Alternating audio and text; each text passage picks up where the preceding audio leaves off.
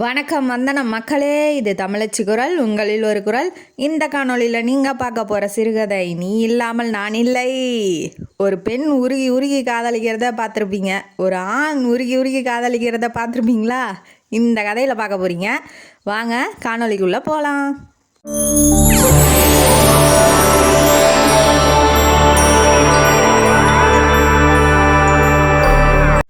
இந்த கதையோட ஆரம்பத்தில் கோயம்புத்தூரில் ஒரு ட்ரெயின் இறங்குது. இறங்குறவர் ஒரு 27 வயசு மதிக்கத்தக்க ஒரு நபர். அவருக்கு இன்னும் கல்யாணம் ஆகலை. அவர் பேர் மித்ரன். அவர் பிஸ்னஸ் மேனு. தன்னோட காலேஜுக்கு போகிறாப்புல. ஓல்டு ஸ்டூடெண்ட்டு, கோல்டன் ஜூப்ளி இயருங்கிறதுனால ஹெச்ஓடி கூப்பிட்டாருன்னு காலேஜை விசிட் பண்ணுறதுக்காக இப்போ போகிறாப்புல. பிஸ்னஸ் விஷயமாகவும் வந்திருக்காரு, இந்த விஷயமாகவும் வந்திருக்காரு. அதனால் சரி முதல்ல போய் ஹெச்ஓடியை பார்த்துட்டு வந்துடலாம், ரொம்ப நாள் ஆச்சு அப்படின்னு சொல்லி போகிறாப்புல. போயிட்டு இருக்கும்போது காலேஜை போனோன்னா பழைய ஞாபகம்லாம் வருது. எல்லாம் சுற்றி முற்றி பார்த்துட்டு இருக்கும்போது ஒரு கேர்ள்ஸ் குரூப்பு உட்காந்து கதை அடிச்சிட்டு இருக்காங்க. அது அவரோட காதில் விழுகுது. முன்னாடி தான் நின்றுட்டுருக்காங்க. இவர் பின்னாடி நின்றுட்டு வேடிக்கை பார்த்துக்கிட்டே அப்படியே கேட்டுட்ருக்காரு. ஒரு பொண்ணு நீளமாக முடி வச்சுக்கிட்டு அதை தான் முதல்ல நோட்டீஸ் பண்ணுறாப்புல.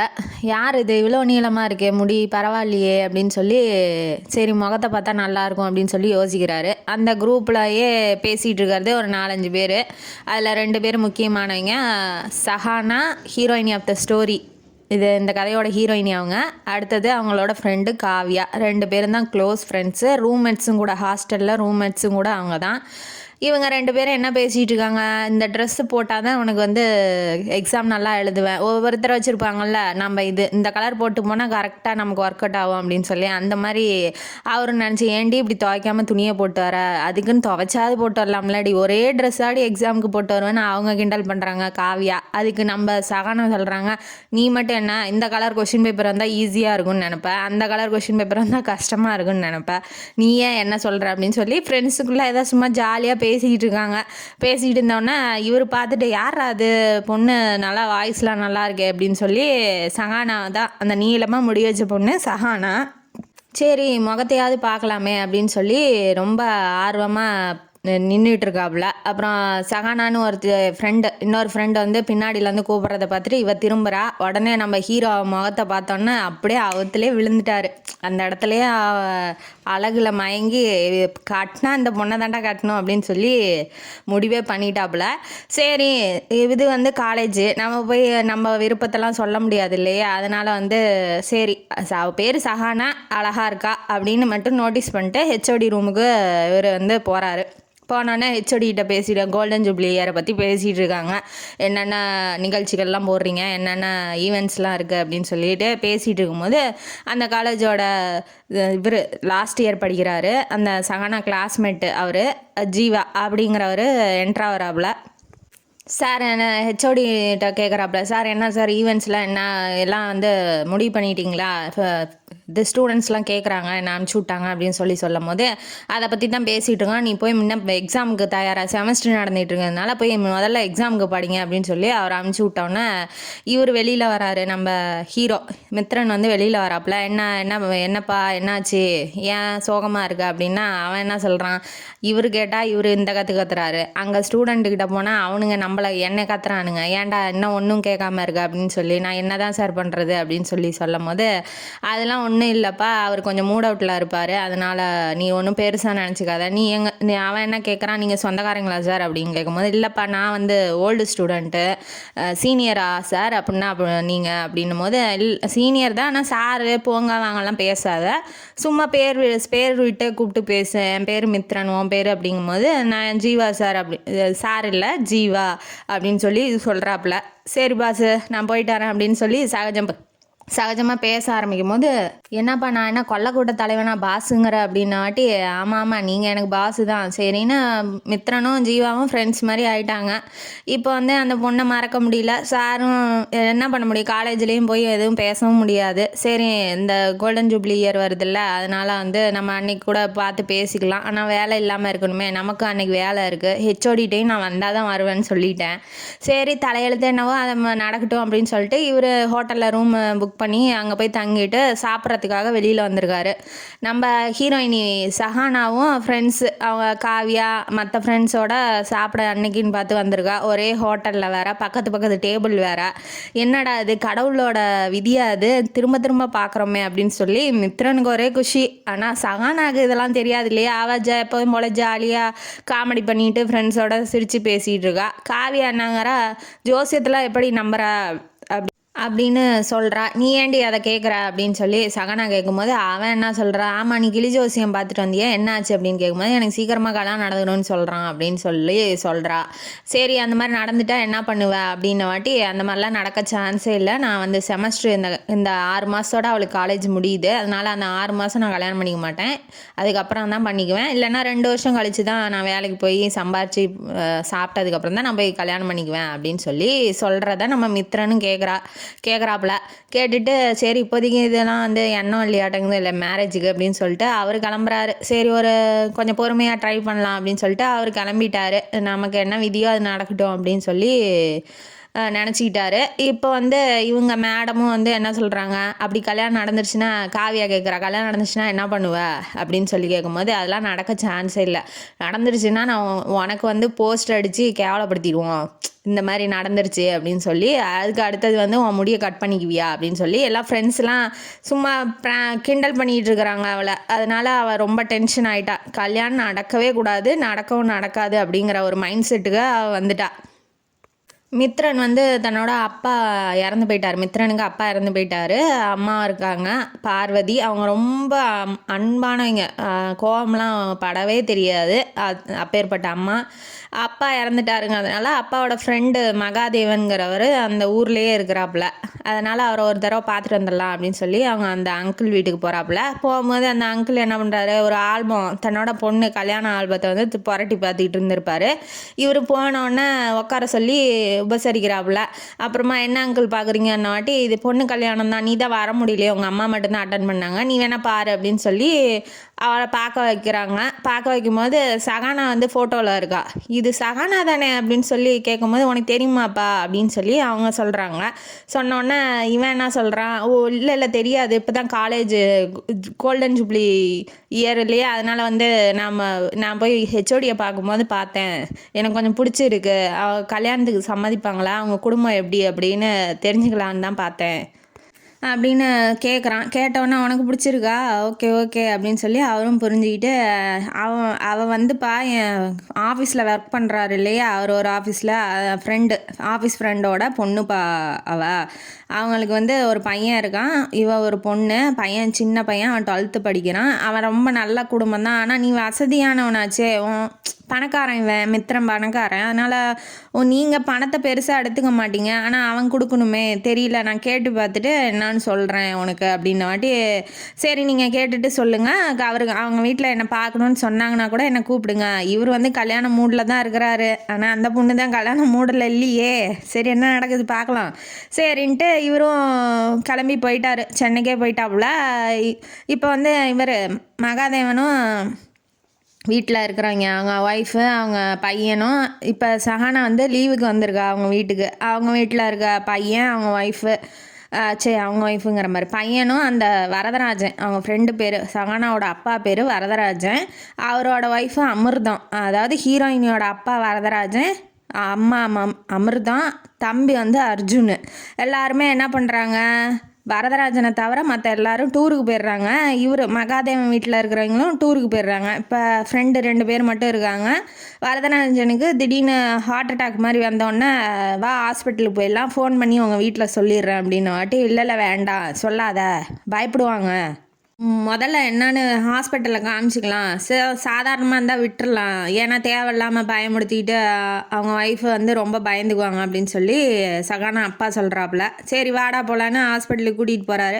கூட்டிகிட்டு போனதுக்கப்புறம் தான் டாக்டர் என்னங்கிறாரு, இது வந்து ஹார்ட் அட்டாக்கு அப்படின்னு சொன்னோன்னே ஆஞ்சியோகிராம் பண்ணியே ஆகணும் அப்படின்னு சொல்லி சொல்கிறாப்புல. இவருக்கு பயம் வந்துருச்சு, என்னடா சொல்கிறீங்க, நல்லா தானே இருந்தேன், இதை போய் வீட்டில் சொன்னோம்னா அவ்வளோதான், அவங்க ஒய்ஃபுக்கும் ஒன்றுமே தெரியாதான், எல்லாமே இவர் தான் பார்த்துக்குவார். பையனும் இப்போ தான் படிச்சுக்கிட்டு இருக்கான். பொண்ணுக்கும் இன்னும் கல்யாணம் பண்ணல. व्यसனத்துக்கே போயிட்டார் அவர். என்னப்பா இப்படி நடக்குது அப்படின்னு சொல்லிட்டு வீட்டுக்கும் போயிட்டார். ஒரு 2 நாள் கழித்து வந்து பார்த்துக்குறோம் அப்படின்னு சொல்லிட்டு போயிட்டாப்புல. இப்போ வந்து ஃப்ரெண்டு வந்து வந்திருக்காப்புல, வீட்டுக்கு வந்து பார்க்கறதுக்கு வந்திருக்காரு. ஏன்னா அவங்க வீட்டில் தான் யாரும் இல்லை இல்லையா, எல்லாம் டூருக்கு போயிட்டாங்களே, அதனால் இவர் வந்திருக்காரு. தன்னோட ஃப்ரெண்டு கிட்ட வந்து சொல்லிகிட்டு இருக்கிறாரு இப்படிலாம், இந்த மாதிரி கல்யாணம் பண்ணாமல் இருக்கேன், படிக்க வைக்கணும், அவளுக்கும் ஒன்றும் தெரியாது, சேர்த்து வச்சதெல்லாம் இப்போ ஆப்ரேஷனுக்கே போயிடும், நான் என்ன தான் பண்ணுறதுன்னு சொல்லும் போது நம்ம அங்கிள் வந்து சொல்கிறாப்புல, இந்த மாதிரி ஒரு பையன் வந்தான், என் ஃப்ரெண்டு தெரிஞ்ச பையன்தான், என் ஃப்ரெண்டோட பையன்தான், ரொம்ப நல்ல குடும்பம், அவங்க அம்மா ரொம்ப நல்லவங்க, அவன் பொண்ணை பிடிச்சிருக்குன்னு சொல்கிறான், நீ என்ன சொல்கிற அப்படின்னு சொல்லி கேட்கும்போது, நீ சொல்கிறியே அப்போ சரி நல்ல குடும்பமாக தான் இருக்கும், நீ ஏன் ஒரு முடிவு பண்ணாத, நான் சொல்லதை சொல்கிறேன், நீ உன் விருப்பம்தான்ப்பா அப்படின்னு சொல்லி சொல்லும் போது, சகனாவும் லவ் பண்ணுறாளா அப்படின்னு சொல்லி கேட்குறாங்க. இல்லை அந்த பையன்தான் பண்ணுறான், உனக்கு பிடிச்சிருந்தா தான் இந்த கல்யாணம் அப்படின்னு சொல்லி அவரும் சொல்கிறாரு. அவருக்கு வேறு வழி இல்லை, ஏன்னா அப்புறம் ஆப்ரேஷன் பண்ணால் நம்ம இருப்போமோ இல்லை ஆப்ரேஷன்லேயே போய் சேர்ந்துருவோமோன்னு அவருக்கு பயம் வந்துருச்சு. அதனால் பொண்ணை ஒருத்தன் கையில் பிடிச்சி கொடுத்துட்டா நம்ம கவலை இல்லாமல் செத்தாலும் பரவாயில்ல, உயிரோடு இருந்தாலும் பரவாயில்லன்னு அவர் நினைக்கிறாப்புல. சரி வர சொல்லு, அவங்க அம்மாவையும் பையனையும் வர சொல்லு, நான் வந்து பேசிக்கிறேன் அப்படின்னு சொல்லி சொன்னோன்னே இவர் பார்வதியும் நம்ம மித்ரனும் வராங்க. வந்தோடனே பிடிச்சி போயிடுச்சு, பேசுகிறாங்க எல்லாம். அந்த வசதியெலாம் பண்ண முடியாதுன்னு வாட்டி, வேண்டாம் நீங்கள் உங்கள் பொண்ணை கொடுத்தா மட்டும் போதும், நாங்கள் வந்து தங்கமாக தாங்குவோன்னு அவங்க அம்மாவும் சொல்கிறாங்க. எதுக்கும் ஜாதகம் பார்த்துக்கலாம் ஒரு தடவை, ஃபோட்டோ வந்தால் கொடுங்க அப்படின்னு சொல்லி எல்லாரும் காமிக்கணும் இல்லையா, யாராவது கேட்டால், அதனால ஃபோட்டோ வந்தால் கொடுங்கன்னு சொல்லும் போது ஆல்பத்துலேருந்து எடுக்கிறாப்புல. அதுக்கப்புறம் மித்ரன் என்னங்கிறாரு, வேணாம் ஜாதகம் செட் ஆனால் பார்த்துக்கலாம், ரொம்ப அவசரப்பட வேணாம் அப்படின்னு சொல்லி அவர் நினைக்கிறாரு. இவருக்கு என்னன்னா, அவள் ஏற்கனவே கல்யாணம் வேணாங்கிறா, 2 வருஷம் ஆகும், 6 மாதம் இல்லை, காலேஜ் முடித்ததுக்கப்புறம் தான் நான் கல்யாணம் பண்ணுவேன்னு அடம் பிடிக்கிறது அவளுக்கு இவருக்கு தெரியும், மித்ரனுக்கு தெரியும். ஆனால் அதை போய் அவர்கிட்ட சொல்ல முடியாது இல்லையா, அதனால் அம்மா முதல்ல பார்க்கட்டும் அப்புறமா பேசிக்கலாம் அப்படின்னு சொல்லி கொஞ்சம் அழுப்புறாரு. ஹாஸ்பிட்டலுக்கு போகிறாங்க. இவரும் மித்ரனும் வந்து அங்கே விசிட் பண்ணியிருப்பா போல் ஹாஸ்பிட்டலுக்கு, எப்போதும் போல் செக்கப்புக்கு வர மாதிரி. என்னாச்சு அப்படின்னு சொல்லி கேட்கும் போது அவர் என்னங்கிறாரு, இந்த மாதிரி ஹார்ட் அட்டாக்கு, நான் வந்து எனக்கு ஆப்ரேஷன் நடக்கணும் அப்படின்ன வாட்டி, நீங்கள் ஆப்ரேஷன் பண்ணிக்கோங்க, அதுக்கப்புறமா கூட கல்யாணம் பண்ணிக்கலாம் அப்படின்னு சொல்லி இவர் சொல்கிறாரு. யார், மித்ரன் சொல்கிறாரு. அதுக்கு அவர் என்ன சொல்கிறாரு, ஐயோ அதெல்லாம் முடியாது, எனக்கு பொண்ணு கல்யாணம் நடந்துட்டால் ஒரு நிம்மதியாக நான் போய் தைரியமாக ஆப்ரேஷன் பண்ணிக்குவேன், இருந்தாலும் சரி போனாலும் சரி, ஆனால் இப்போ போனேன்னா நான் பயத்திலே பாதி செத்துருவேன் அவங்க ஆப்ரேஷன் பண்ணுறதுக்கு முன்னாடியே அப்படின்னு சொல்லி அவர் சொல்கிறது நியாயமாக தான் இருக்குது. இவன் ரொம்ப பேசுகிறான் தான், வேண்டாம் ஆப்ரேஷன் முடிங்க, இப்போதைக்கு வேண்டாம், 6 மாதம் போகட்டும், அப்புறமா கல்யாணம் பண்ணிக்கிறேன், எனக்கு என் மேலே நம்பிக்கை இல்லையா அப்படின்னு சொல்லி சொல்கிறாப்புல. இருந்தாலும் என் மேலே எனக்கு நம்பிக்கை இல்லையேப்பா அப்படின்னு சொல்லி அவரும் அற்புறுத்துறாரு. சரி என்ன பண்ணுறது, அப்புறம் பிடிச்ச பொண்ணு விடவும் முடியல, இவங்க சொல்கிறத கேட்காமலும் இருக்க முடியல, சரின்னு அவரும் ஒத்துக்கிறாரு. ஒத்துக்கிட்டோன்னே அவங்க அம்மா ஜாதகம்லாம் போய் பார்த்துட்டாங்க. பொண்ணுக்கும் மாப்பிள்ளைக்கும் செட் ஆகுது, கல்யாணம் பண்ணிக்கலாம் அப்படின்னு சொல்லி ஒரு நல்ல நியூஸாகவே வந்துருச்சு. இப்போ வந்து இவர் வரதராஜனுக்கு என்னன்னா, தன்னோட குடும்பத்தை சமாளிக்கணும், சகானாட்ட சொல்லணும், அவங்க அம்மாட்ட சொல்லணும், அர்ஜுன்ட்டையும் சொல்லணும், எல்லாம் வந்து ஒத்துக்கணும். அதனால் வந்து இவர் வந்து ஃபீலிங்கில் போயிட்டாப்புல. டூரை முடிச்சுட்டு வராங்க. வந்தோடனே கல்யாணம் வந்து மாப்பிள்ளை பார்த்துருக்கேம்மா அப்படின்னு சொல்லி முதல்ல ஒய்ஃபுக்கிட்ட சொல்கிறாங்க. சொன்னோடனே அவன் என்ன சொல்கிறா, என்ன கேட்கவே இல்லை, என்கிட்ட சொல்லவும் இல்லை, சரி உனக்கு தெரிஞ்சால் சொல்லுன்ன வாட்டி, இல்லை நீங்கள் பார்த்து எது செஞ்சாலும் ஓகே தான், எதுக்கும் சகானாட்ட சொல்லிடுங்க அப்படின்னு சொல்லி அவர் அமிர்தம் சொல்கிறாங்க அவங்க ஒய்ஃபு. அடுத்தது சகானாட்ட போய் சொல்லும் போது, என்னம்மா கல்யாணம் பண்ணிக்கிறியா அப்படின்னு சொல்லி கேட்கும் போது, ஓ பண்ணிக்கிறேன்ப்பா, யாரையாவது லவ் பண்ணுறியா அப்படின்னு சொல்லி கேட்குறாப்புல. கேட்டுட்டாரு. அதுக்கு அவன் என்ன சொல்கிறா, அச்சிச்சி அப்படிலாம் இல்லைப்பா, அதெல்லாம் தான் நான் முன்னாடியே வந்து உங்கள்கிட்ட சொல்லியிருப்பேன்ல அப்படின்னு வாட்டி மனசு நிம்மதியாக ஆகிறாரு. சரி மாப்பிள்ளை பார்த்துருக்கோமா, இந்த மாதிரி கல்யாணம் பண்ணிக்கணும் நீயே அப்படின்ன வாட்டி அவன் என்ன சொல்கிறா, பண்ணிக்கிறேன்ப்பா, ஒரு 6 மாதம் போட்டோம், 6 மாதத்துக்கு அப்புறம் பண்ணிக்கிறேன். இவருக்கு என்னன்னா, ஒரே மாதத்துக்குள்ளே இவருக்கு ஆப்ரேஷன் பண்ணணும், இல்லைன்னா அவர் அவ்வளோதான். அதை போய் இப்போ சொல்லவும் முடியாது, ஏன்னா சொன்னோம்னா வீடே வந்து அழுது ஆர்ப்பாட்டம் பண்ணி அந்த கல்யாணமே கல்யாணமாக ஆயிரும்னு இவர் பயப்படுறாரு. சொல்லவும் மாட்டேங்கிறாரு, அவன் ஒய்ஃபுக்கிட்டையும் கூட சொல்ல மாட்டேங்கிறாரு. ஏன்னா அழுது அவளே கெடுத்துருவா எல்லாத்தையும் அப்படின்னு சொல்லி யார்கிட்டையும் எதுவும் சொல்லாதீங்க அப்படின்னு சொல்லி சொல்கிறாப்புல. அவர் என்னங்கிறாரு, இல்லை 6 மாதம்லாம் கிடையாது, அவ்வளோதான், இன்னும் ஒரு 15 நாளைக்கு அப்புறம் உனக்கு கல்யாணம் அப்படின்ன வாட்டி அவளுக்கு தலையில் இடியே விழுந்துருது. என்ன சொல்கிறீங்க, இப்படி சொல்கிறீங்க திடீர்னு வந்து, அதெல்லாம் முடியாதுப்பா, என்னால் பண்ணிக்க முடியாதுன்ன வாட்டி அவர் ஸ்ட்ரிக்டாக சொல்லிட்டாரு, உனக்கு 15 நாளில் கல்யாணம், அவ்வளோதான், எடுத்து பேசாத அப்படின்ன வாட்டி அப்பா முறையாக அப்படி பேசுறது அவளுக்கே ஆச்சரியமாக இருக்குது. அழுதுகிட்டே இருக்கா. அம்மா வந்து ஆறுதல் படுத்துகிறாங்க. என்னம்மா ஏம்மா 15 நாளில் நடந்தான்னா 6 மாதம் கழித்து நடந்தா என்ன, இதனால என்ன இருக்குது அப்படின்ன வாட்டி, இல்லைம்மா அது உனக்கு புரியாது, காலேஜில் வந்து கல்யாணம் ஆகிட்டா ஒரு ஃப்ரெண்ட்ஸ்லாம் ஒதுக்கி வச்சுருவாங்க, ஃப்ரெண்ட்ஸ் யாரும் சகஜமாக பேச மாட்டாங்க, அது இல்லாமல் இன்றைக்கி நைட் என்ன நடந்துச்சு, அவர் வந்து எப்படி பேசுகிறாரு, அந்த மாதிரி தேவையில்லாமல் ஆக்வர்டாக இருக்கும்ல, கொஷின் கேட்கும் போது நம்ம ஆன்சர் பண்ண முடியாது. க்ளோஸ் ஃப்ரெண்டாக இருந்தால் கூட பரவாயில்ல, தேவையில்லாமல் போகிற வரவ ஏதோ ஃப்ரெண்டுங்கிற பேரில் இருக்கிறவெல்லாம் வந்து கேட்கும் போது அவளுக்கு கஷ்டமாக இருக்கும். அதனால் வந்து வேணாம். அதுவும் இல்லாமல் காலேஜில் ஒரு ப்ரொஃபஸர் வழியல் கேஸு, அவன் வந்து வளைஞ்சிக்கிட்டு ஏற்கனவே வந்து கல்யாணம் ஆன பொண்ணு அவங்க கிளாஸ்மேட்டாக இருக்குது, அதை கூப்பிட்டு கேட்பானே, அந்த பார்த்து பயந்துக்கிட்டு இவளும் வந்து அவன் ஏதாவது கூப்பிட்டு கேட்டால் நம்ம என்ன பண்ணுறது வளைஞ்சிக்கிட்டு அப்படின்னு சொல்லி அதையும் சொல்கிறா, அம்மாட்ட சொல்கிறா. சரி எனக்கு புரியுது, நான் போய் ஏன்னா அப்பாட்ட பேசி பார்க்குறேன் அப்படின்ன வாட்டி அவங்க அப்பா ஸ்ட்ரிக்டாக இருக்கார். நீ என்ன அதெல்லாம் முடியாதே, நான் 15 நாள் தான் கல்யாணம், நியூ இயர் முடிஞ்சு 4 நாள் கழித்து கல்யாணம், இப்போ தை மாதத்தில் கல்யாணம்ன்ட்டாங்க. இப்போ வந்து சரி இவர் கேட்குற மாதிரி இல்லை, நம்ம வந்து அவர்கிட்ட யார் கல்யாணம் பண்ணிக்கிற மித்ரன்ட்ட வந்து பேசிக்கலாம் அப்படின்னு சொல்லி சொல்கிறாப்புல. ஃபோட்டோ இருக்கா, அவர் பேர் என்ன, அதெல்லாம் ஒன்றுமே அவளுக்கு தெரியல. ஃபோட்டோவாவது காமிங்க அப்படின்னாட்டி என் மேலே நம்பிக்கை இல்லையா, நல்ல மாப்பிள்ளை தான் அப்படின்னு சொல்லி அவங்க அப்பாவும் சொல்கிறாரு. கல்யாணம் மாப்பிள்ளையை தான் தேர்ந்தெடுக்க எனக்கு உரிமை இல்லை, என் கல்யாணத்தை எந்த நாளில் வச்சுக்கணும்னு தேர்ந்தெடுக்க கூடவா எனக்கு வந்து உரிமை இல்லை, என்ன வாழ்க்கடா அப்படின்னு சொல்லி அவள் ஃபீல் பண்ணுறா. அவளுக்கு ஃபீலிங்ஸு இப்போ வந்து மித்ரனுக்கு தெரிஞ்சு போயிடுச்சு. அவன் வந்து டென்ஷன் ஆயிடுவா, ஏன்னா அவள் வந்து இப்போதைக்கு கல்யாணம் பண்ணிக்க மாட்டேன்னு நினைக்கிறா. சரி போய் எப்படியாவது சமாதானப்படுத்துவோம் அப்படின்னு சொல்லி இவரும் கிளம்பி வராப்புல. வந்தோடனே மித்ரன்ட்ட வந்து சொல்லிட்டாரு, சொல்லாதீங்க நீங்கள், ஏன்னா வந்து அழுது அந்த கல்யாணம் மாதிரி இருக்காது, அது வேறு மாதிரி இருக்கும், அதனால் இளவு வீடு மாதிரி பண்ணிடுவாங்க, வேண்டாம். இந்த 10 நாள் வரைக்கும் தான் குருதசை இருக்கும், அதுக்கப்புறம் போயிட்டா 2 வருஷம் கழிச்சு தான் கல்யாணம் அப்படின்னு சொல்லிட்டாருன்னு ஜோசியக்கார் அப்படின்னு பொய் சொல்லுங்கள், எனக்காக சொல்லுங்கள் அப்படின்னு மாமனார் கெஞ்சுறாரு. சரி என்ன பண்ணுறது, நமக்கு பிடிச்ச பொண்ணு, குடும்பமும் நல்ல குடும்பமாக இருக்கு, சரி நம்ம ஏதாவது பண்ணுவோம் அப்படின்னு சொல்லி இவர் கிளம்பி யாருக்கிட்ட இவகிட்ட போகிறாங்க, யார் சகானாட்ட பேசுகிறதுக்காக இப்போ மாப்பிள்ளை கிளம்பி போகிறாப்புல. வீட்டுக்கு போயிட்டாரு, ஒரு நிமிஷம் பேசணுன்னு கேட்குறாரு. சரி மாடியில் போய் பேசிட்டு வாங்க அப்படின்னு சொல்லி 2 பேத்தையும் அனுப்பிச்சி விட்றாங்க. அண்ணன் இருந்துக்கிட்டு மித்ரன் வந்து தயங்கி பேசுகிறாரு. ஆல்ரெடி தெரியும், இருந்தாலும் பேசுகிறாப்புல, இந்த கல்யாணத்துக்கு உனக்கு விருப்பமா அப்படின்ன வாட்டி தலையாடுறா, விருப்பம்தான் அப்படின்னு. அடுத்தது நீ யாரையாவது விரும்புறியா, கல்யாணத்தை வேறு யாராவது பையனை விரும்புறியா அப்படின்ன வாட்டி இல்லைன்னு வேகமாக ஆட்டிடுறா. அடுத்தது இப்போ கல்யாணம் வேணாங்கிறியா, தெரிஞ்சுக்கிட்டு தான் கேட்குறாரு, இருந்தாலும் ஆமான்னு மண்டையை பயங்கரமாக ஆட்டுறா. அதுக்கப்புறம் இதுதான் தெரிஞ்ச விஷயமாச்சே அப்படின்னு சொல்லி அவரும் வந்து, இங்கே பாரு, நான் கல்யாணத்தை வந்து தள்ளி போட முடியாது, ஏன் நீங்கள் சொன்னால் தள்ளி 2 வருஷம் கழித்து பண்ணிக்கலாமே நாம் அப்படின்ன வாட்டி உங்கள் அப்பாட்ட போய் இதை சொல்ல வேண்டியதானே அப்படின்ன வாட்டி அவர் கேட்க மாட்டேங்கிறாரு.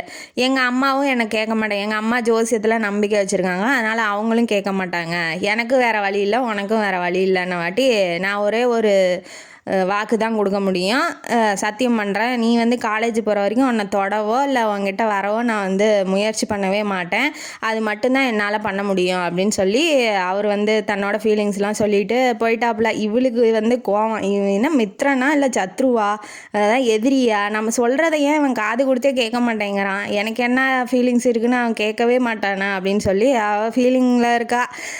சரின்ட்டு எல்லாம் முடிஞ்சிருச்சா, பர்ச்சேஸ்லாம் பண்ண போகிறாங்க. இப்போ சாரீ புடவையெல்லாம் பர்ச்சேஸ் பண்ணி முடித்தோன்னே நியூ இயர் வருது. நியூ இயர்லாம் வந்தோடனே வாட்ச் கிஃப்ட் பண்ணுறாப்புல மச்சானுக்கு, அர்ஜுனுக்கு வாட்ச் கிஃப்ட் பண்ணுறாரு. அர்ஜுனும் என்ன நினைக்கிறான், அப்பா வந்து கொஞ்சம் கஷ்டமாக இருந்தார், அப்பா இன்னும் இப்போ வந்து ரொம்ப சந்தோஷமாக தான் இருக்கார், அப்போ வந்து கட்டாயப்படுத்தி ஒன்றும் நம்ம மாமா வந்து அக்காவை கல்யாணம் பண்ணல அப்படின்னு சொல்லி அவனும் புரிஞ்சுக்கிட்டதுக்கப்புறம் சரின்ட்டு மாமா கூட சகஜமாக பேச ஆரம்பிக்கிறான். அர்ஜுனும் இவனும் ரொம்ப க்ளோஸ் ஆகிட்டாப்புல.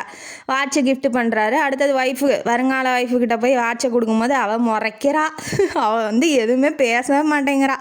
பார்வதி வந்து அவங்க அம்மா வந்திருக்காங்க இல்லையா, அவங்க அம்மாவை வந்து சகானா சூப்பராக பேசுகிறா.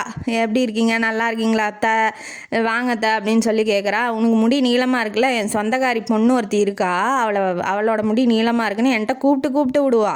நீ வா, என் மருமலாம் ஆனோன்னா நான் அவள் வீட்டுக்கு கூட்டிகிட்டு போகிறேன், நீ ரொம்ப ஸ்டைலாக அவள் முன்னாடி நடந்து காமிக்கிற அப்படின்னு சொல்லி மருமகளை ரொம்ப தூக்கி வச்சு பேசுகிறாங்க. அதை கேட்டோன்னே ஓ இப்படிலாம் இருப்பாங்களா மாமியாருன்னு அவளுக்கு மாமியார் மாதிரி இல்லை அம்மா மாதிரி தெரியுறாங்க. அதனால் வந்து அவளுக்கும் பிடிச்சிருக்கு.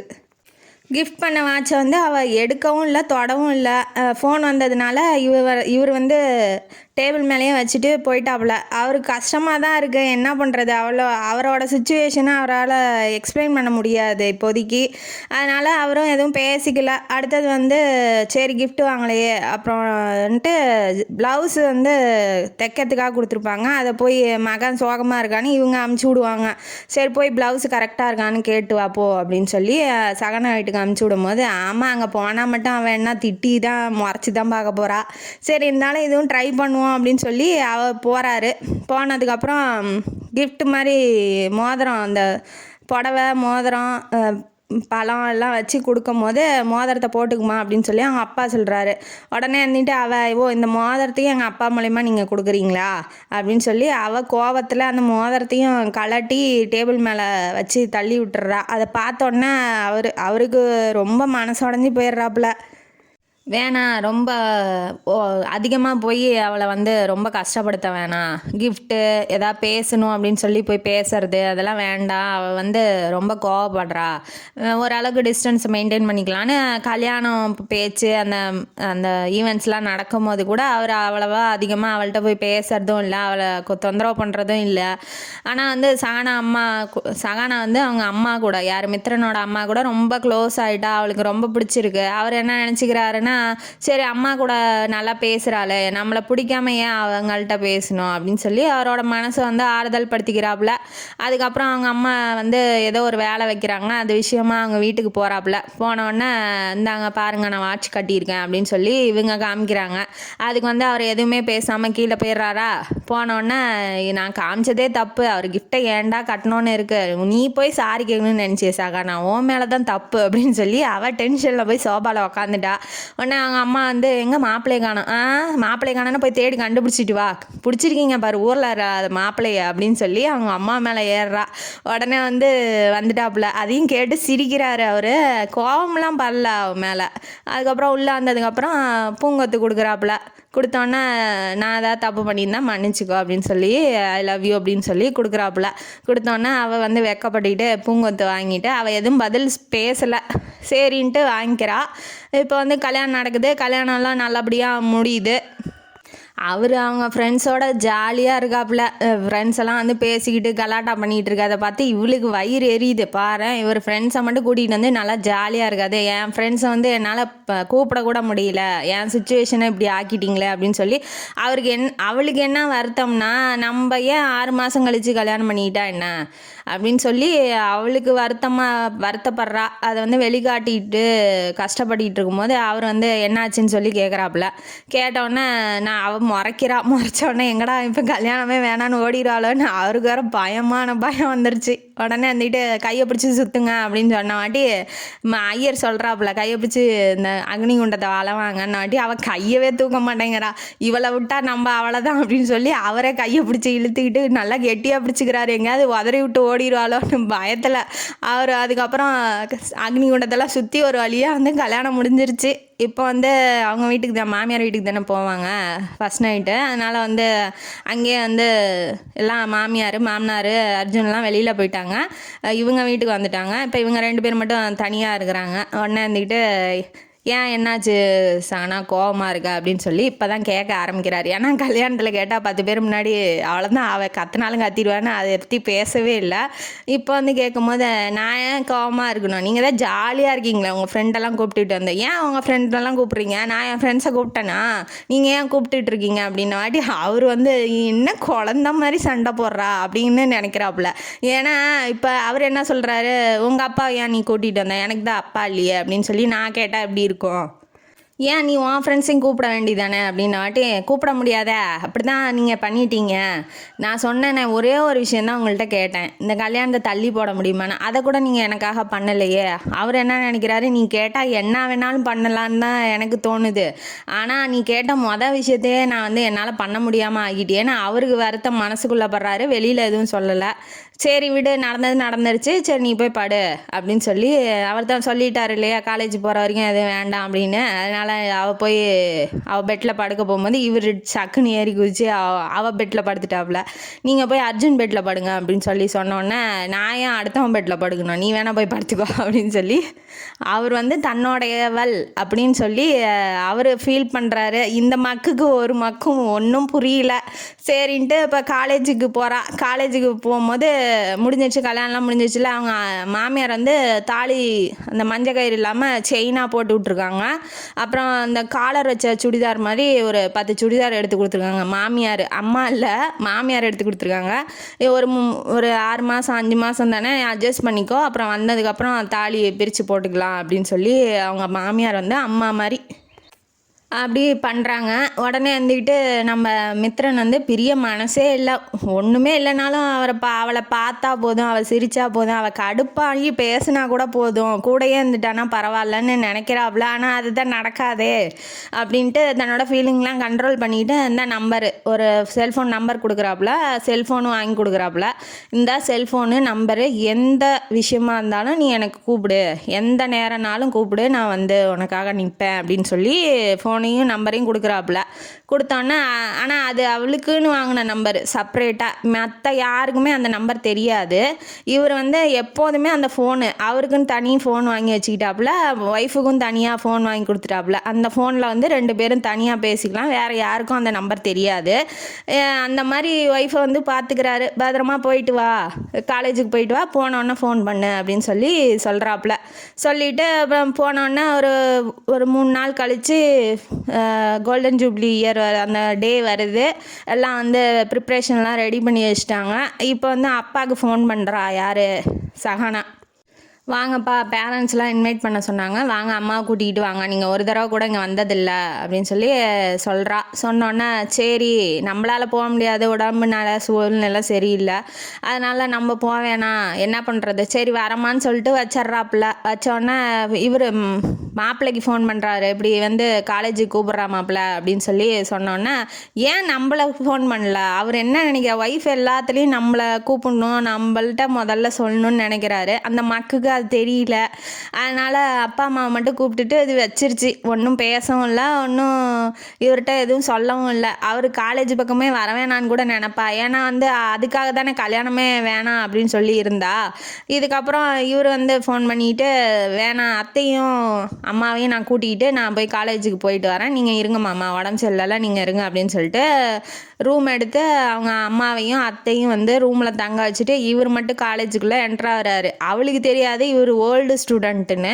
இவர் வர்றதை பார்த்துட்டு அவள் வந்து பயந்துக்கிறா, இவர் எதுக்கு இங்கே வராரு, அதுவும் அவங்க ஃப்ரெண்ட்ஸ் எல்லாம் கூட்டிகிட்டு வராரு, ஐயோ அப்படின்னு சொல்லி பயந்துட்டு ஓரமாக போய் நிற்கிறா. அவர் அதெல்லாம் கண்டுக்காமல் அவர் பாட்டுக்கு ஹெச்ஓடி ரூமுக்கு போனதை பார்த்துட்டு இவர் என்னடா நம்மளை கண்டுக்கவே இல்லை, இவளுக்கு என்னன்னா பார்த்தாலும் தப்பு பார்க்கலனாலும் தப்புங்கிறா. உடனே வந்துட்டு ஹெச்ஓடி ரூமுக்கு போயிடுறாப்புல.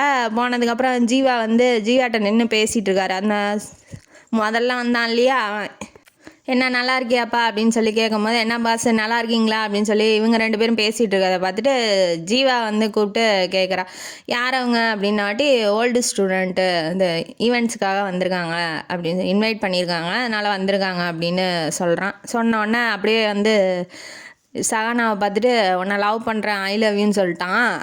ஐயோ இதுங்க 2 பேசுகிறத பார்த்துட்டு இவர் வந்து கிட்ட வந்து நின்றுட்டாப்புல, யார், சகானாவுக்கு பின்னாடி. இவன் வந்து நின்று பார்த்ததும் தெரிஞ்சாலும் சரி நம்ம மனசில் இருக்கிறத சொல்லிடலாம், இந்த 1 மந்த்தாக அவன் மேலே ஃபீலிங்ஸாக இருக்கேன், ஐ லவ் யூ சகானான்னு வாட்டி இவளுக்கு தூக்கி வேறி போடுது. ஏன்டா டேய் சொல்ல டயம் இல்லையாடா உனக்கு அப்படின்னு சொல்லி திரும்பும் போது இவர் நிற்கிறாப்புல, யார், நம்ம மித்ரன் நிற்கிறாப்புல. நின்னோடனே முறைக்கிறா, அவனை பார்த்து செம்ம முறைக்கிறா, முறைச்சிட்டு போயிட்டே இருக்கா. இவ்வளோ என்ன அவன் சொன்னதுக்கு நம்மளை முறைக்கிறா அப்படின்னு சொல்லி அவ வேற ஒரு பக்கம் காண்டாகிறாரு. உடனே நீ வாடா, உன்கிட்ட தனியாக பேசணும்னு இவனை இழுத்துட்டு போகிறாப்புல. உங்கள் வீட்டில் யார் யாரெல்லாம் இருக்கா அப்படின்னு சொல்லி கேட்குறாங்க. எங்கள் வீட்டில் யார் இருந்தால் உனக்கு என்ன பாஸ்ன்னு வாட்டி சொல்லுடா அப்படின்னு சொல்லி சொல்லும் போது அக்கா இருக்காங்க, அண்ணா இருக்காப்புல, அக்காவுக்கு மாப்பிள்ளை பார்த்துக்கிட்டு இருக்கோம் அப்படின்னாட்டி, நீ ஏன் வந்து அதுக்குள்ளே அவசரப்படுறா, இப்பயே கல்யாணம் பண்ணிக்க போறியா அப்படின்னாட்டி, இல்லை எங்கள் சூழ்நிலை நான் வேலைக்கு போனதுக்கப்புறம் தான் கல்யாணம் பண்ணிக்குவேன், எனக்கு ஃபீலிங்ஸாக இருக்கிறதுனா என் ஃபீலிங்ஸை வெளிப்படுத்துறதுலாம் தப்பு இல்லை, அவளுக்கு அவனை பிடிச்சிருக்கணும் இல்லையா, நீ ஏன் தேவையில்லாமல் போய் வாழ்க்கையை கெடுத்துக்கிற, எனக்கு அவளுக்கும் கல்யாணம் ஆயிடுச்சுன்னா வாட்டி அவனுக்கு தலையில் இடியே விழுந்துருச்சு. என்ன பாசு சொல்கிறீங்க, இதெல்லாம் நம்புற மாதிரியா இருக்குன்னாட்டி லேப்டாப்பை கார்லேருந்து லேப்டாப் எடுத்துகிட்டு வந்து கல்யாண ஃபோட்டோலாம் காமிச்சோன்னே, ஐயோ மன்னிச்சிருங்க பாசு அப்படின்னு சொல்லி, இனிமேல் ஆனால் இந்த விஷயத்த வெளியில் யார்கிட்டையும் சொல்லாத, உன் ஃப்ரெண்ட்ஸுங்கிட்டையும் சொல்லாத, ஏன்னா அவளை கிண்டல் பண்ணிடுவாங்களோன்னு அவள் பயப்படுறா, வேண்டாம் சொல்லாத அப்படின்னு சொன்னோன்னே, நான் சொல்ல மாட்டேன் பாசு அப்படின்னு, ஃப்ரெண்டு தானே அதனால் சொல்ல மாட்டேன்னு சொல்லிட்டு விட்டுறாப்புல. அப்புறம் மறுநாள் வந்து சீனியர் விசஸ் ஜூனியருங்கிற மாதிரி ஓல்டு ஸ்டூடெண்ட்டுக்கும் நியூ ஸ்டூடெண்ட்டுக்கும் காம்படிஷன் நடக்குது.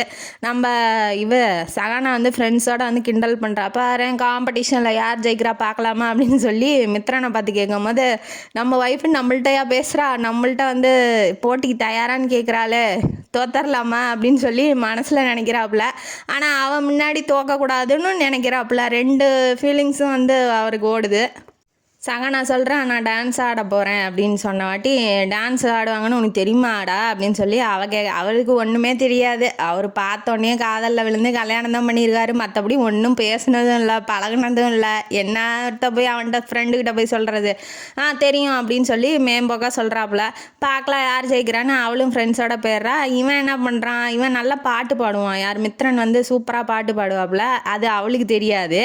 சரி பாட்டு பாடி நம்ம தோக்கடிச்சிடலான்டா, ஒய்ஃபுன்னு விட்டு கொடுக்கக்கூடாதுன்னு ஃப்ரெண்ட்ஸ் எல்லாம் கிண்டல் பண்ணுறானுங்க. விட்டு கொடுக்க மாட்டேன் அப்படின்னு சொல்லிட்டு இப்போ வந்து சகானா வந்து டான்ஸ் ஆடுறா. எந்த பாட்டு, ராதை மனதில் அந்த பாட்டுக்கு வந்து டான்ஸ் ஆடுறாரு. அவளை வச்ச கண்ணு வாங்க. ஆமாம், நம்ம மித்ரன் வந்து சைட் அடிக்கிறாப்புல.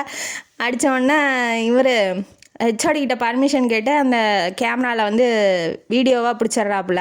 பிடிச்சோன்னே இவருக்கு என்னன்னா அடுத்தது இவரோட காம்படிஷன் வருது. அவள் டான்ஸ் ஆடும்போது அவளையே பார்த்து, யார் மித்ரனையே பார்த்துக்கிட்டு ஆடினதுனால அவருக்கு இன்னும் கொஞ்சம் குஷி.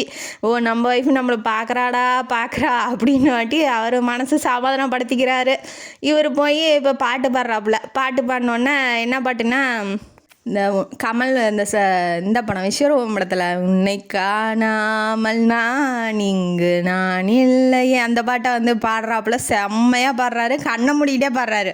கண்ணை திறந்துட்டு அவளை பார்த்தா பாட்டை சொதப்பிடுவான், நம்ம ஃப்ரெண்ட்ஸ்லாம் நம்மளை போட்டு கும்மிடுவானுங்க, வேண்டாம் அவளை பார்த்தா பாட்டு வராது ஒன்றும் வராதுன்னு கண்ணை மூடிக்கிட்டே பார்க்குறாரு. அவளுக்கு என்னன்னா நம்மளை கண்ணை திறந்து பார்க்கவே மாட்டேங்கிறாரு அப்படின்னு சொல்லி அவளுக்கு ஃபீலிங் ஆகுது.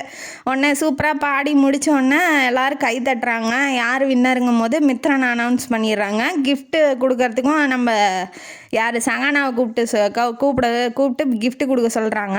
கொடுக்க வரும்போது அவள்கிட்ட சொல்கிறாரு, கை கொடுக்குறாரு. ஏன்னா அவங்க தொட்டது கூட கிடையாது. கை கொடுத்து ஹேண்ட் ஷேக் பண்ணும்போது கையை விட அவருக்கு மனசே இல்லை. ஃபஸ்ட்டு கையை பிடிச்சாரு, கல்யாணத்துலேருந்து ஓடிடுவாளோ அப்படிங்கிற பயத்துலேயே அது கையை பிடிச்ச ஃபீலிங்கே வரல.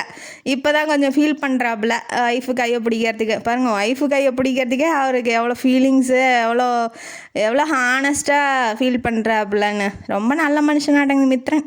அப்புறம் இவ என்ன பண்ணுறா, ரொம்ப நல்லா பாடினீங்க அப்படின்னு சொல்லி அப்ரிஷியேட் பண்ணுறா. அவரும் வந்து நீ சூப்பராக டான்ஸ் ஆடின அப்படின்னு சொல்லி அவரும் அப்ரிஷியேட் பண்ணுறாரு. உடனே இருந்துக்கிட்டு கொஞ்சம் தூரம் போனதுக்கப்புறம், நான் வெயிட் பண்ணுறேன் அங்கே பஸ் ஸ்டாண்டில், நீ வந்துரு, நான் வந்து அம்மாவும் அத்தைகிட்டையும் கூட்டிகிட்டு போகிறேன் அப்படின்னு சொல்கிறாரு. அவங்க அப்பா வந்து வார்டனுக்கு லெட்ரு கொடுத்துருப்பாரு, பர்மிஷன் லெட்ரு. அதனால் அவள் எதுவும் சொல்லிக்காமல் ஹாஸ்டல்லேருந்து பஸ் ஸ்டாண்டில் வந்து காரில் வந்து ஏறி உள்ளே உக்காந்துக்கிட்டாப்புல. இவரை ஏற சொல்கிறா, அதை தெரிஞ்சிடும் இல்லையா, அதனால் வந்து ஏறுன்னு கையசிச்சு விட்றாரு. இவரும் வந்து ஏறிட்டு இப்போ வந்து ஹோட்டல் ரூமுக்கு போகிறாங்க. இப்போ இவர் கேட்டுக்கிட்ட வரும்போது ஒருத்தி ஃப்ரெண்டு என்னங்கிறா, இதெல்லாம் போயிட்டாங்க, ஹோட்டலில் போயிட்டாங்க. இவன் நினச்சி பார்க்குறா, ஃப்ரெண்டு என்ன சொல்கிறா, உள்ளே போய் ஹோட்டல் ரூமில் வந்து நினச்சி பார்த்துக்கிட்டு இருக்கா. கேட்டுக்கிட்ட வரும்போது ஒருத்தி என்னங்கிறா, கிரிஜா அப்படிங்கிறவ என்னங்கிறா, இது சீனியர் சூப்பராக பாடினால செம்மையாக இருக்காண்டி அப்படின்னு வாட்டி அவளுக்கு பற்றிக்கிட்டு எரியுது. என்னாடி சொல்கிறீங்க, என் முன்னாடியே பேசுகிறீங்களாடி என் வீட்டுக்காரனை பற்றி, ஹஸ்பண்டை பற்றின்னு. அவள் எதுவும் சொல்லவும் முடியல, மெல்லவும் முடியல. அதனால் செம்ம டென்ஷன் ஆகிட்டா. ஆனோடனே என்ன பண்ண, என்ன உன் வேலையை பார்த்துட்டு போடி அப்படின்னு சொல்லிட்டு அவளை திட்டி விட்டுட்டா. திட்டி விட்டோன்னே இப்போ வீட்டுக்கு வந்தோம், அந்த ஹோட்டல் ரூமுக்கு வந்து அவளுக்கு வந்து மனசே ஆறலை. ஃபோன் அடிச்சு, அவளுக்கு ஃபோன் அடிச்சு, அவர் எப்படி பண்ணால் உனக்கு என்னாடி, உன் வேலையை பார்த்துக்கிட்டு போடி, கேட்டாங்களே வந்துட்டா யாராவது எப்படி பண்ணாங்க என்ன பண்ணாங்க, அந்த அளவுக்கு பொறாம பொசசிவ்லாம் பொங்கறா. என்ன இதை கேட்ட நம்ம யார் மித்ரனுக்கு, யாருக்கிட்ட இப்படி பொங்கறா, ஐயோ அவன் மட்டும் உண்மையிலே நேரில் இருந்தானா அவள் பொறிச்சு தள்ளிடுவாளாட்டங்குது அப்படின்னு சொல்லி பொசசிவாக ஒய்ஃப் இருக்கிறா அப்படின்னு சொல்லி கேட்ட உடனே ரொம்ப அவருக்கு சந்தோஷமாக இருக்குது. அதனால் ஃபீலிங்ஸ் எல்லாம் கண்ட்ரோல் பண்ணிட்டு சரி போ அப்படின்னு சொல்லி போய் படுக்கிறாப்புல. என்ன பண்ண முடியும், ஒன்றும் பண்ண முடியாது அப்படின்ட்டு போய் படுத்தோடனே ஒய்ஃபு இன்றைக்கி தான் வந்து ஹஸ்பண்ட் மேலே ரொம்ப பாசமாக இருக்காங்க இல்லையா, அதனால பக்கத்துலேயே வந்து படுத்திக்கிட்டாங்க. அவங்க பக்கத்துலேயே வந்து படுத்தோடனே இவ ஏன்டா இங்கே வந்து படுக்கிறா, நம்மளே கஷ்டப்பட்டுக்கிட்டு இருக்கோம், இவ வேற ஏன் தான் வந்து நம்ம ஃபீலிங்ஸை தூண்டி விட்ருவாளாட்டங்குதே அப்படின்னு சொல்லி கையை வேற மேலே போடுறா. ஐயோ சாமி, நம்ம பிரம்மச்சாரி விரதத்தையே கெடுத்துருவாளாட்டங்குது. ஏன்னா பிடிச்ச ஒய்ஃபு, அதனால் அன்பாக பண்ணும் போது அவனுக்கு வந்து நம்ம தப்பு பண்ணிடுவோமோ, அவள் நம்மளை தப்பாக நினச்சிருவாளோ அப்படிங்கிற ஃபீலிங் தான் பெருசாக இருக்குது. அதனால் வந்து அவள் தூங்கினோன்னா எந்திரிச்சு போய் அவர் சோபாவில் படுத்திக்கிட்டாப்புல. இப்போ காலையில் எப்போதும் போல் அவளை வந்து காலேஜுக்கு அனுப்பிவிட்டு இவங்கெல்லாம் ஊருக்கு போயிடுறாங்க. இனிமேல் என்ன நடக்க போகுது, மித்ரனோட வாழ்க்கையிலையும் சஹானா வாழ்க்கையிலையும், சஹானா தன்னோட ஃபீலிங்ஸை வெளிப்படுத்துவாளா, இல்லை அவங்க அப்பா வந்து நல்லபடியாக குணமாகி வருவார் ஆப்ரேஷன் முடிஞ்சு, எல்லாம் தெரிஞ்சுக்கணுமா, அடுத்த காணொலியில் பார்க்கலாம். இந்த காணொலி உங்களுக்கு பிடிச்சிருந்தா லைக் பண்ணுங்கள், ஷேர் பண்ணுங்கள், சப்ஸ்கிரைப் பண்ணுங்கள், கமெண்ட் பாக்ஸில் கமெண்ட் பண்ணுங்கள். நன்றி மக்களே.